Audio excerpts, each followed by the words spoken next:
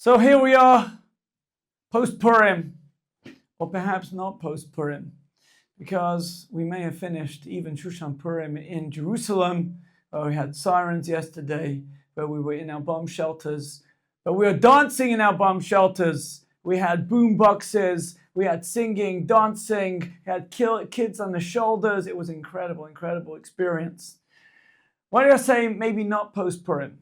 Because actually the Hasidic books, Hasidic Sfarim tell us that the 16th and the 17th, which is where we're holding today, is actually also holy days. But actually Purim is something you can take into the rest of your year.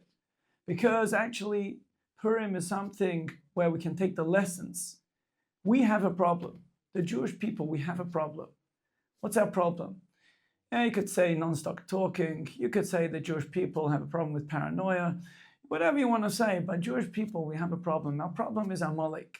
And Amalek is not just something that we deal with when it comes to the week before Purim or the week of Purim and Purim itself. Amalek is something that we have to deal with all the time. And it's pretty amazing, of course, as everybody's been talking about, the Ayatollah Khomeini, that on Parshat Zachor, as we were reading about wiping out Amalek, literally within hours of us reading that Parsha, the Ayatollah Khomeini was no more.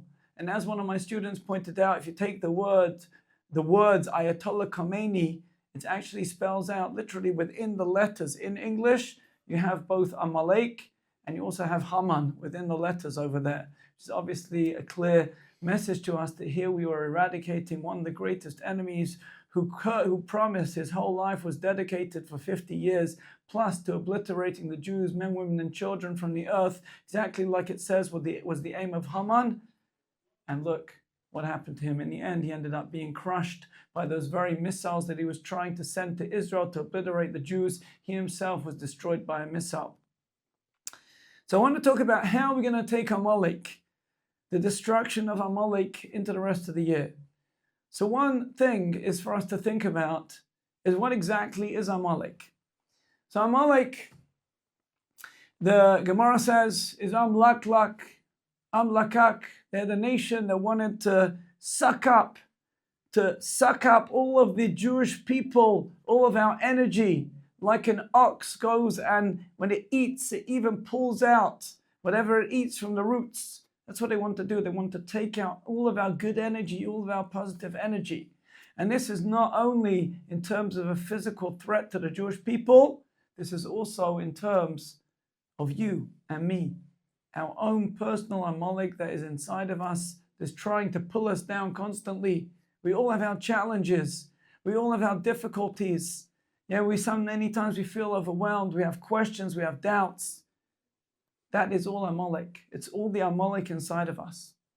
So as we come out of Purim, we have to commit that we are not going to allow Amalek to go and pull us down. Harav Lugasi, Shlita, tells us that Amalek is the numerical value of the word Safek, doubt. Wherever there are doubts, it means that there's Amalek. We asked, is Hashem amongst us or not? That is Amalek. When we're asking those questions about ourselves, about our lives, it's Amalek. When a person sees miracles, when he's surrounded by miracles, as we have been here in Israel over the course of the last year or two, despite the difficulties. No question there was difficulties, so much loss of life. But the miracles, what could have been, is tremendous, and we have to look at this, and this is what we have to realize. The Gemara says a person only sins if he has a ruach shtut, if he has a spirit of stupidity inside of him. That's when we come to sin, when the impurity comes inside of us, when the questions come inside of us, when we start to become confused, when the doubts start to come inside of us, to become a very part of the fabric of our day, of our thoughts, of our actions, of our functioning, then we know Amalek is there and he hasn't been destroyed. Sometimes, unfortunately today, as we know, Yeah, and I think in America, the statistics are at least a third of the population is taking antidepressant or anti-anxiety medication. Why is that? Are we living in such a difficult world today? If you compare ourselves to the world of 100 years ago, they would never believe, instead of going out to the river to go and wash your clothes, you just simply have to put it into a machine, turn it on, and automatically your clothes are clean. You want to dry your clothes, you don't even need the sun, you've got a dryer. Everything there, microwaves, freezers, you name it. And then technology now, AI, it's just incredible what we have going on. We're literally living in a miraculous time. And yet so many people are suffering from mental illness. How can this be? And the answer is very simply, it's Amalek. It's the doubt. When we had, once upon a time, so many things to do throughout our day, we didn't have time to think about ourselves. We didn't have time to think about inadequacy or unworthiness, or whether we have the things that we want or we don't want. And even we didn't have all the advertisements telling us about all the different things that we're missing out on, constantly bombarding us, whether it's on TikTok, whether it's on Temu, whether it's on whatever other platform it happens to be. We're constantly being told, you don't have this, you don't have what you want, you don't have what you need. Everybody else has it, but you don't have it. So this is what we have to think about. We have to think about the fact that we don't want Amalek. We don't need Amalek. Because we have everything that we could possibly want, everything we could possibly need. We're being protected constantly. But I'll tell you another thing, another idea about Amalek. The Bat Ayin, the great Rabbi of Avraham Zev from Abruzwetz, who lived in Tzfat for many years, he says that actually Amalek is also the numerical value of the word Ram in Hebrew, Resh Mem. Resh Mem, Resh is 200, Mem is 40, 240, same numerical value as Amalek. Ram represents arrogance.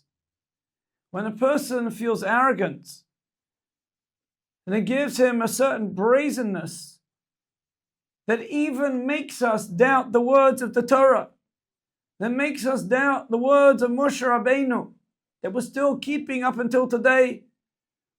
Famous story,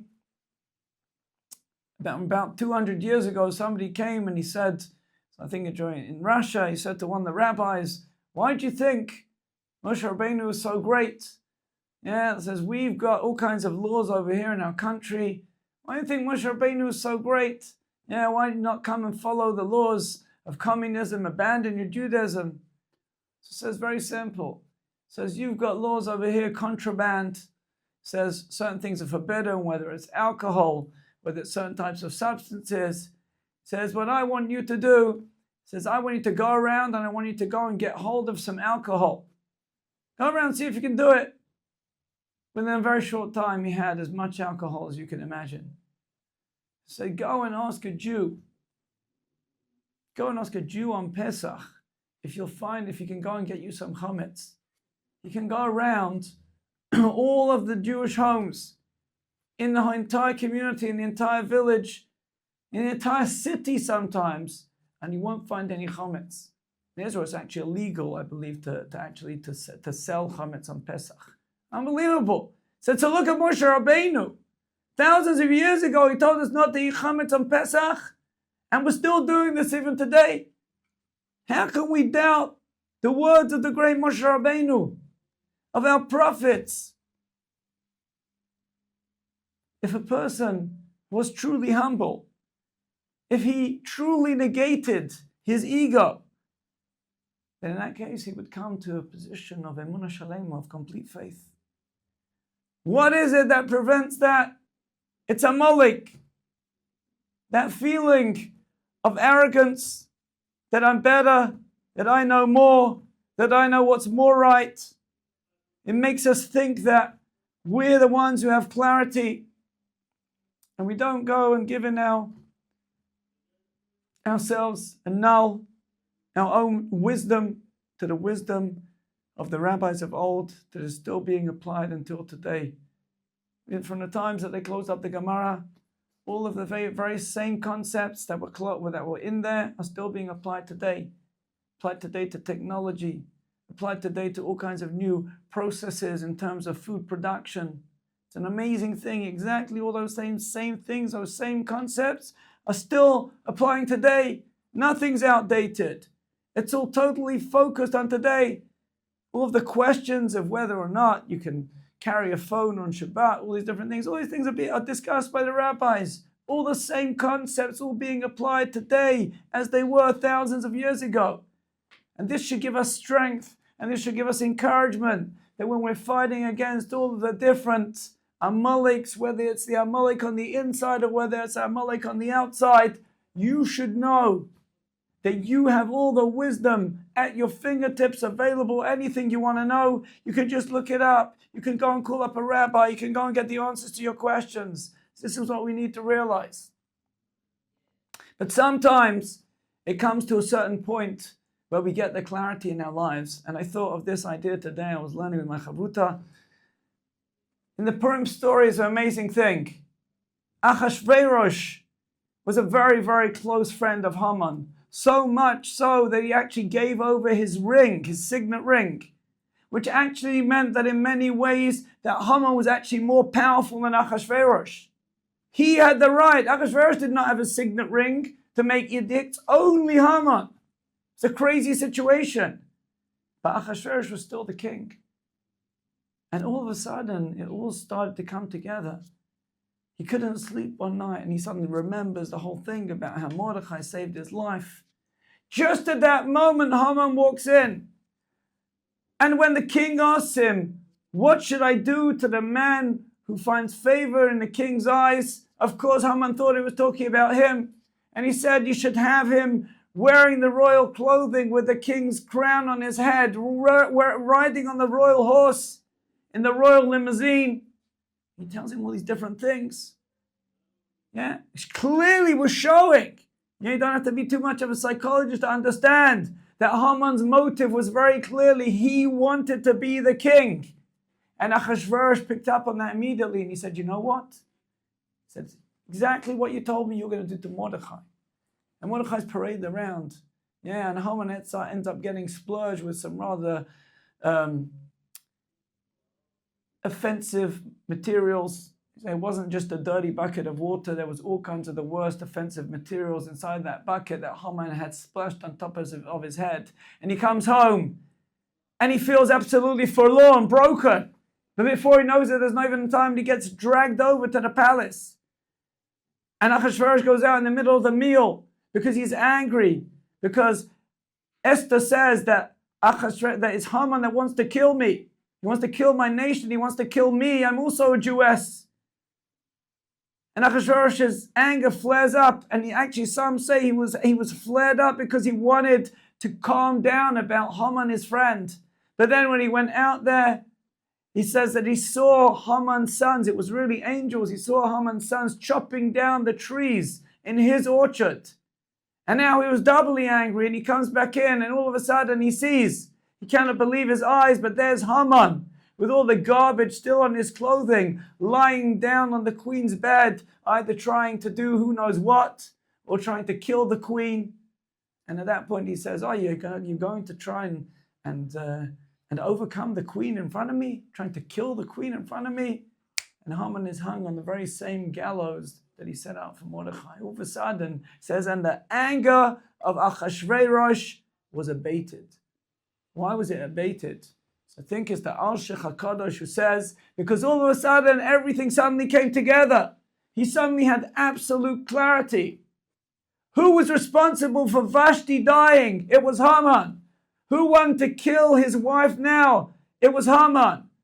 Who wanted to hang the guy that saved his life on a tree on a gallows? It was Haman. And all of a sudden he realized everything came together.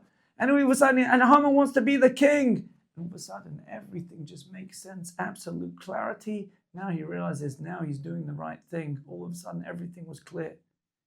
And I was thinking, if you look in the words there, you see exactly the same thing as when it comes to the bracha that was given by Yitzchak to Yaakov. Yitzchak did not want to give the bracha to Yaakov. He wanted to give it to Esav. Who comes from Esav? Amalek. Amalek is a direct descendant of Esav. A son of Esav's son, Eliphaz, was Amalek, whose whole life was dedicated to trying to destroy the Jews. And so is the Amalek of today, trying to destroy the Jews. And by the way, there are many explanations that Iran is actually descendants of Amalek. Because what happened is when King Sancherib came in to go and destroy all of the nations as he was making his way, of course, to the land of Israel to destroy the Beis Hamikdash. That's really what he wanted to do, which he was not successful in doing. As he was coming there, all the nations dispersed, including Amalek, because they were terrified. Where did they go to? They went to the closest neighboring nation, which of course was Paras and Madai, was Persia.